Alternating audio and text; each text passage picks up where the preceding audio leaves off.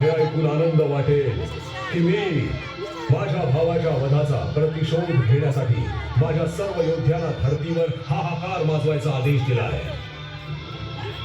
आता मी सर्वच देवतांना निस्तेज करून इंद्राच्या साम्राज्यावर देखील माझा अधिकार गाजवू इच्छितो.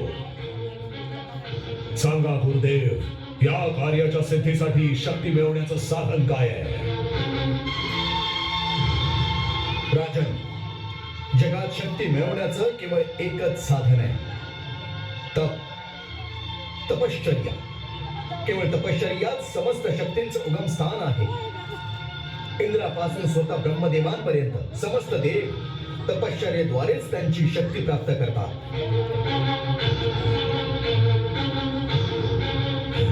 मग मी सुद्धा तपश्चर्या करीन आणि अशी घोर तपश्चर्या करेन की आजतागायत कोणी केली नसेल. त्यासाठी तुम्ही मला मार्गदर्शन करा. राजन, जर मी सांगितलेला विधी तू पूर्णत्वाला नेऊ शकलास तर त्रैलोक्यात तुझ्यापेक्षा अधिक सामर्थ्यशाली दुसरा कोणीही नसेल. गुरुदेव, मी मनाने, वाणीने आणि कर्माने तुमच्या प्रत्येक आज्ञेचं पालन करेन.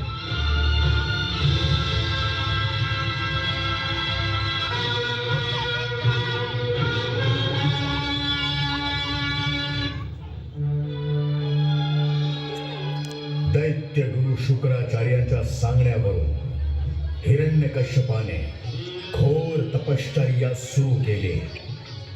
ऊन, पाऊस, वारा, वादळे कशाचीही पर्वा न करता तो घोर तप करू लागला.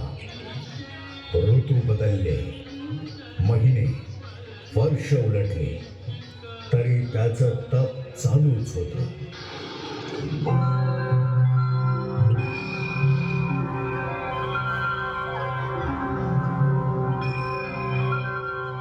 हे दैत्य शिरोमणी,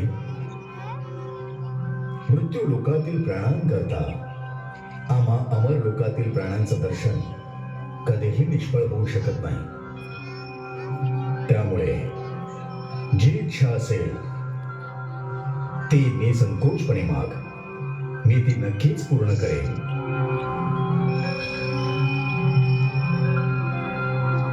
हे परमपिता, तुम्हीच तुमच्या त्रिगुणात्मक रूपात या सृष्टीची रचना, रक्षण आणि संहार करत असता. मी तुमच्या समोर नतमस्तक आहे.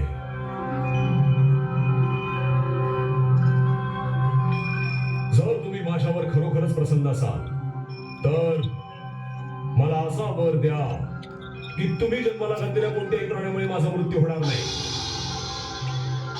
ना मनुष्यामुळे, ना पशुमुळे, ना दैत्यामुळे, ना देवामुळे, ना आत मरण यावं, ना बाहेर मरण यावं, ना दिवसा, ना रात्री, ना अस्त्रामुळे, ना शस्त्रामुळे, ना पृथ्वीवर, ना आकाशात. युद्धात कुणीही माझ्यासमोर टिकता कामा नये. तुम्ही निर्माण केलेल्या समस्त प्राणी सृष्टीचा मी एकछत्री सम्राट व्हायला हवा. इंद्र आणि लोकपालांमध्ये जसा तुमचा महिमा आहे तशीच प्रतिष्ठा मला देखील मिळावी.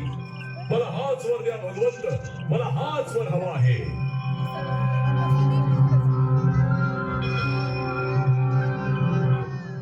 हे दैत्यराज, जो वर तू माझ्याकडे मागतोयस तो दुर्लभ असून सुद्धा मी पूर्णत्वाने तुला प्रदान करतो.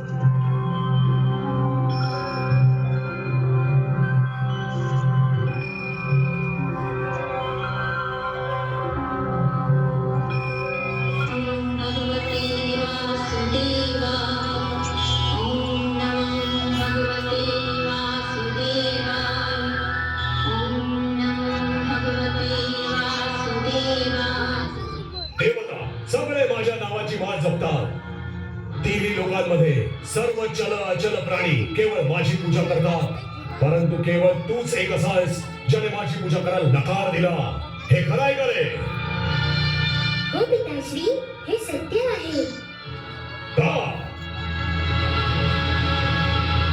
कारण सांसारिक भक्तीमुळे नाही तर भयामुळे तुमची पूजा केल्याने तुमचा केवळ अहंकार वाढत आहे. तुम्हाला ते कुमार्गाकडे नेत आहे. परंतु मी तुमचा पुत्र असल्याने तुम्हाला या कुमार्गावरून बाजूला सारून सन्मार्गावर नेणं माझं कर्तव्य समजतो. म्हणूनच मी तुमची पूजा नाही करत. मग कोणाची पूजा करत असतोस? पिताश्री, तिन्ही लोकात पूजा योग्य तर एकच आहे, अच्युत अविनाशी परमेश्वर श्री विष्णू भगवान. मी त्यांचीच पूजा करत असतो.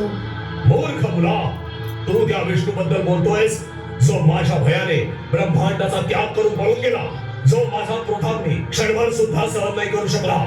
हे बघ प्रल्हाद, विष्णू माझा प्रबळ शत्रू आहे. त्याने माझ्या भावाचा वध केलाय आणि तुझं देखील हेच कर्तव्य आहे की असुर कुळाचा प्रबळ शत्रू विष्णूचा तू देखील द्वेष कर. नाही पिताश्री, भगवान विष्णू तर कुणाचेही शत्रू नाहीत. ते तर सर्वांचे पालन करता आहेत. तू खोट बोलतोयस. तो नक्कीच माझा शत्रू आहे. तो माझा नाश करू इच्छितो. हा तुमचा भ्रम आहे. ज्या प्रकारे त्यांच्यासाठी विश्वातील सर्व प्राणी त्यांची मुलं आहेत, त्याच प्रकारे तुम्ही पण त्यांचेच मुलं आहात. ते तुमचा नाश कधीही नाही करणार. केवळ तुमच्या कुकर्मांचा, तुमच्या अधर्मांचा नाश करतील ते. मला कुकर्मी म्हणतोस? मला अधर्मी म्हणतोस? बोल, विष्णू माझा नाश करेल अथवा नाही, परंतु मी तुझा नाश अवश्य करून टाकेन. ही पण तुमची चूकच आहे पिताश्री. भगवंतांच्या इच्छेविरुद्ध कुणीही कुणाचा नाश नाही करू शकत. जोपर्यंत त्यांची इच्छा असत नाही तोपर्यंत जगातील कुठलीही शक्ती आली तरी माझा नाश नाही होणार.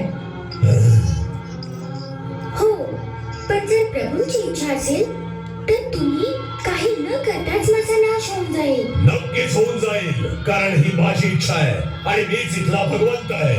बस हाच अहंकार तुम्हाला सत्य पाहू देत नाहीये.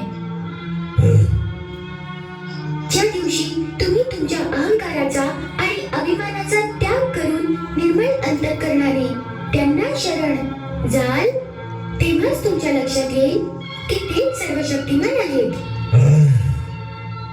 त्यांच्या इच्छेशिवाय एक पान देखील घालू शकत नाही. माझी प्रार्थना ऐका. अजूनही वेळ आहे. भगवान विष्णूंना शरण जाऊन त्यांच्या पायावर तुमचे डोकं ठेवा. ते परमदयाळू आहेत. ते लगेचच तुमचे सर्व अपराध पोटात घेतील, तुमचं पापहरण करतील.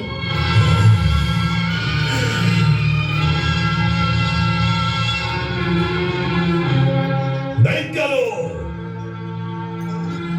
दैत्यानो,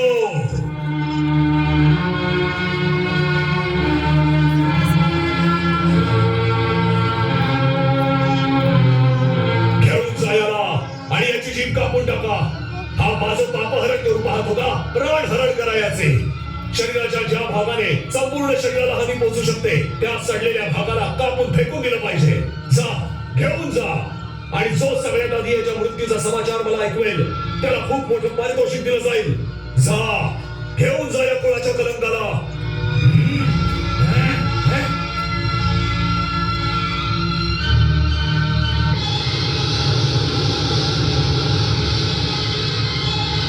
लाज नाही वाटत तुम्हा लोकांना?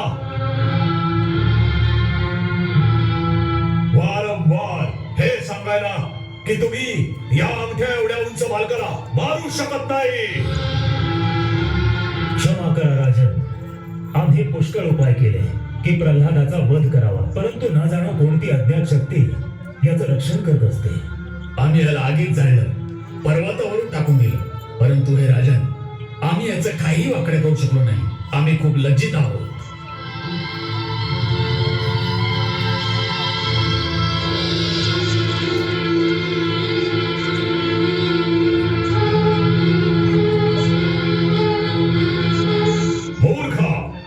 तू खूप उद्धट झाला आहेस. तू माझ्या अनंत शक्तीला आव्हान दिलं आहेस. मी आता तुला यमपुरात पोहोचवतो. आता मी तुझा काळ बनवून तुझा निपात करून टाकतो. तू कुणाच्या जीवावर इतका गर्व करतोयस? केवळ त्याच्या जीवावर जो सर्वांचा मूळ आहे. पिताश्री, तुम्हाला देखील तोच सामर्थ्य देतो, ना केवळ माझं आणि तुमचं.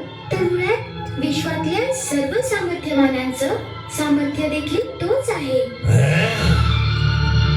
पिताश्री भगवान श्रीहरी खूपच दयाळू आहेत.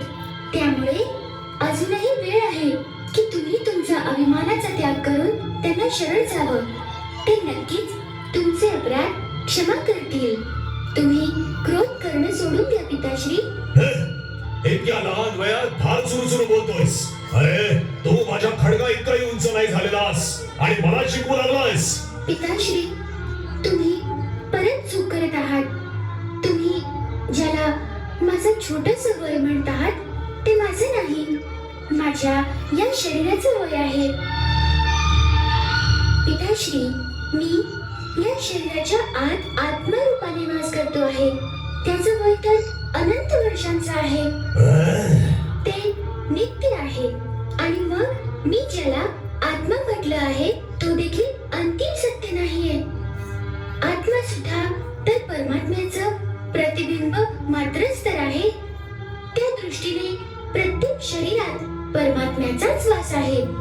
जो माझ्या शरीरात आहे तोच तुमच्या शरीरात आहे.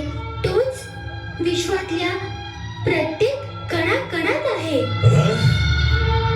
ज्याला आत्मज्ञान होतं त्याला शरीर नाही दिसत, केवळ परमात्माच दिसतात. कुठे कुठे दिसतो तुला तुझा परमात्मा? प्रत्येक वस्तूमध्ये, आकाशात, जमिनीत, हवेत, तुमच्यात, माझ्यात, साधू संतांमध्ये आणि या दैत्यांमध्ये सुद्धा. तुम्ही विश्वास ठेवा पिताश्री. ते सृष्टीच्या कणाकणात आहेत. इथल्या प्रत्येक वस्तूमध्ये सुद्धा? हो पिताश्री. या महालात देखील? हो पिताश्री. मी तर त्यांना या महालातल्या प्रत्येक वस्तूमध्ये पाहतो आहे.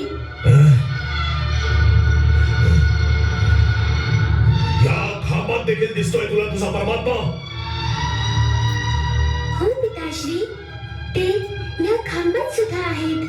जर तो या खांबात देखील आहे तर मी आता या खांबाचा चक्काचूर करून टाकतो.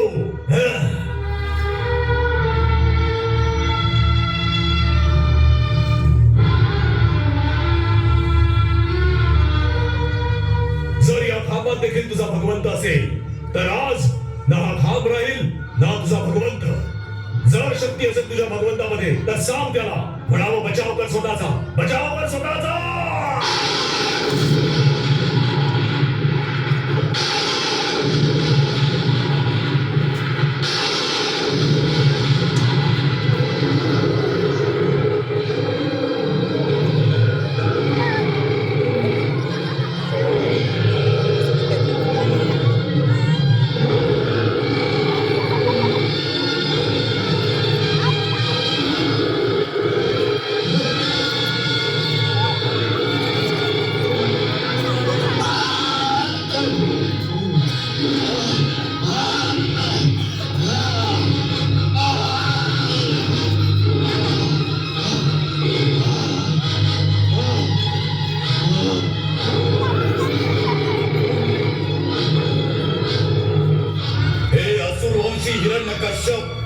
तुला ब्रह्माचं वरदान होतं की तू कुणा ब्रह्मरचनेच्या हातून नाही मरणार.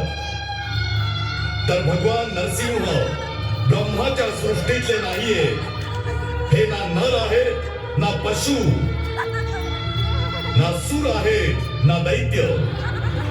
या क्षणी ना दिवस आहे ना रात्र, संध्याकाळ आहे.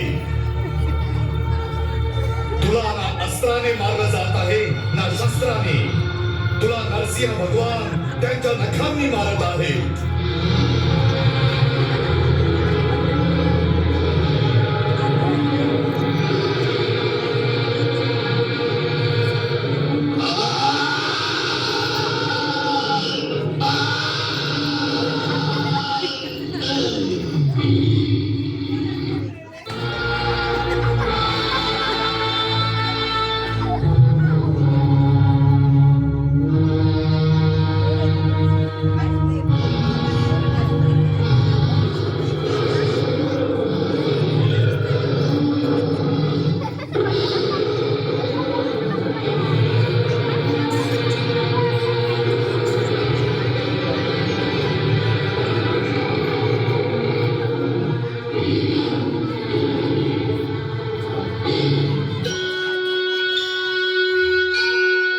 हिरण्यकश्यपूला मारून नरसिंह रूपातील श्री परमेश्वरांनी प्रल्हादाला सिंहासनावर बसवलं.